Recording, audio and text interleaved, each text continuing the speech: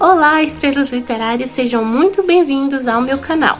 Hoje eu vim falar sobre um dos meus maiores traumas literários, ou talvez seja até o meu maior trauma literário. Senhoras e senhores, eu vos apresento 1984, de George Orwell. Para você que não conhece essa história, o que eu acho muito difícil, porque esse é um grande clássico da literatura, nós temos aqui uma distopia que foi escrita por George Orwell, que é, na verdade, um pseudônimo para Eric Arthur Blair. Pois é, pessoal, George Orwell, na verdade, é Eric Blair. E nesse livro nós vamos acompanhar a trajetória de Winston Smith, o nosso protagonista, que vive em uma sociedade altamente monitorada, que é controlada por um partido. E esse partido, ele basicamente implantou um regime ditatorial, onde nós temos a figura do grande irmão, que é o líder do partido. E esse partido, ele tem 4 ministérios. Temos o Ministério da Verdade, que é onde o Winston trabalha. Ele trabalha no departamento de registros desse ministério. Nós temos o Ministério do Amor, o Ministério da Fartura e o Ministério da Paz. E ali a gente já vê que todos esses nomes são quase ali uma espécie de sátira, né? Porque é tudo ao contrário. O Ministério da Verdade, onde o Winston trabalha, é onde as informações são manipuladas. Então, se o partido desejar modificar algum aspecto histórico, alguma notícia, alguma informação, tudo é feito ali. Então, eles apagam pessoas dos registros. Então, se eles quiserem apagar a existência de uma pessoa da história, é simplesmente trabalhar ali naqueles registros e pronto. No Ministério do Amor, que é um ministério que o protagonista já conta ali na história, já no comecinho do livro, que é o mais temido, porque não dá pra saber exatamente o que acontece ali dentro. Inclusive, não tem nem janelas no prédio do Ministério do Amor.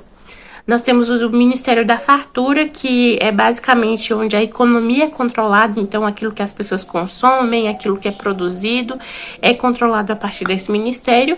E tem o Ministério da Paz, que é onde acontece ali o controle da questão militar, né, das guerras e tudo mais. O nosso protagonista, né, o Winston, ele tem um sentimento dentro dele de revolta.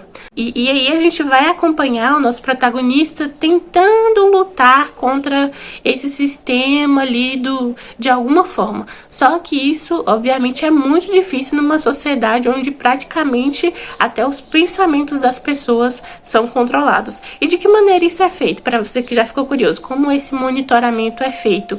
Nas casas das pessoas são instaladas uma teletela, que é uma telona que é instalada na casa de todas as pessoas. E nessa tela, basicamente, além de monitorar, né, cada passo das pessoas, de transmitir não apenas imagens, mas sons também, nelas são transmitidas as notícias. Então fica ali um tempo todo uma espécie de ruído, onde é falado sobre... Como se fosse... Vocês já ouviram a Voz do Brasil nas rádios? É mais ou menos aquilo. Fica ali falando as notícias, enfim. O Winston, ele já começa nos mostrando o seu dia a dia. No começo do livro, o personagem está entrando na casa onde ele mora. É um lugar chamado Mansões Vitória, que de mansão só tem o nome mesmo, porque é um lugar absurdamente decadente. Ele já começa narrando como é um lugar fétido, enfim, um cheiro horroroso, e como tudo é coberto por fuligem, é um lugar absurdamente decadente. Não só o lugar onde ele mora, mas, enfim, todo a Londres, que é onde a história se passa. A gente já começa a ver o controle social já desde os cartazes que são pregados ali na parede, onde está escrito: o grande irmão está vigiando você. Quando ele entra em casa, já tem ali a teletela monitorando tudo, e essa teletela, ela só não monitora no escuro, né? Teoricamente, ali no escuro, ela não vai transmitir imagens, mas até mesmo se você estiver dormindo e de repente falar uma palavra que ali durante o sono você vai falar alguma coisa que o partido considera como perigoso, digamos assim,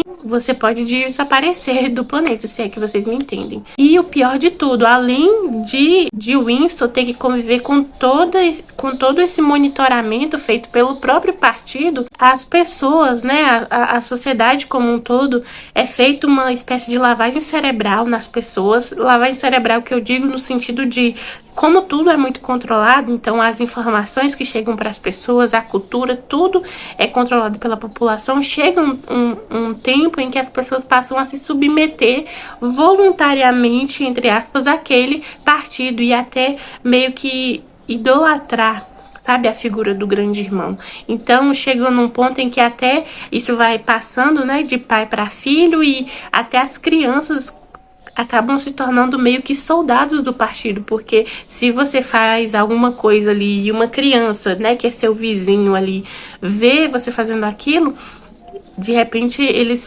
podem te delatar para o partido e você ser preso, enfim.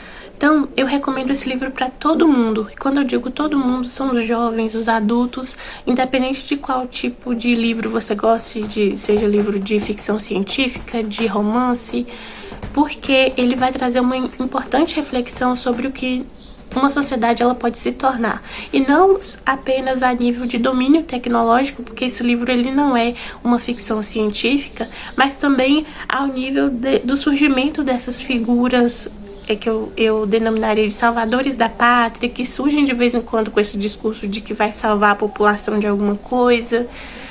Também sobre essa questão de como as ideias, né, os livros, as informações, a cultura mesmo, ela pode ser manipulada de modo a fazerem, de levarem as pessoas a acreditarem em determinada coisa, ou seguirem determinado nível de pensamento.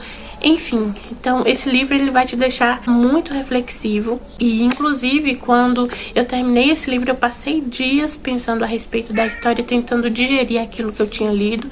A terceira parte desse livro, gente, é absurdamente impactante. É difícil de você... É uma leitura difícil, não com relação à linguagem, porque como eu já disse, não é um livro com uma linguagem difícil, que você vai ter que ficar ali consultando o dicionário, mas ele é um livro impactante. Eu compararia a sensação que eu tive ao ler esse livro com a sensação que eu tive ao terminar o Diário de Anne Frank. Foram 2 livros que eu terminei com aquele desconforto, sabe? Aquele livro que você fica refletindo, que fica aquele sentimento, aquela sensação na boca do estômago, sabe? De desconforto ao terminar a leitura. Foi basicamente a sensação que eu tive ao ler essa história. Inclusive, outro aspecto interessante que eu tinha esquecido de mencionar é que o partido criou, inclusive, uma linguagem chamada Novo Idioma, onde são trazidos termos que servem aos objetivos do partido. Então, duplo pensar, por exemplo, é um dos termos trazidos nesse novo idioma, que são utilizados para os objetivos do partido. Então até a linguagem é controlada. Então esse livro ele tem muitas camadas, muitos detalhes, que fica até difícil resumir sem trazer tudo o que o autor passa aqui nesse livro de uma forma rasa. Então é difícil você resumir sem ser raso. Então vale muito a pena a leitura, é por isso que eu indico, recomendo demais que você leia, para você entender toda a profundidade do que é trazido aqui. E se você gostou desse vídeo, já se inscreve no canal, deixa o seu like que me ajuda demais, e já deixa a sua sugestão de ideias de próximas leituras, enfim, para os próximos vídeos. E se você já leu esse livro, me conta como foi sua experiência, se ele foi como você imaginava, ou se superou suas expectativas, se decepcionou, enfim, me conte suas impressões sobre essa leitura também aqui nos comentários, que eu vou amar. Então, nos vemos no próximo vídeo.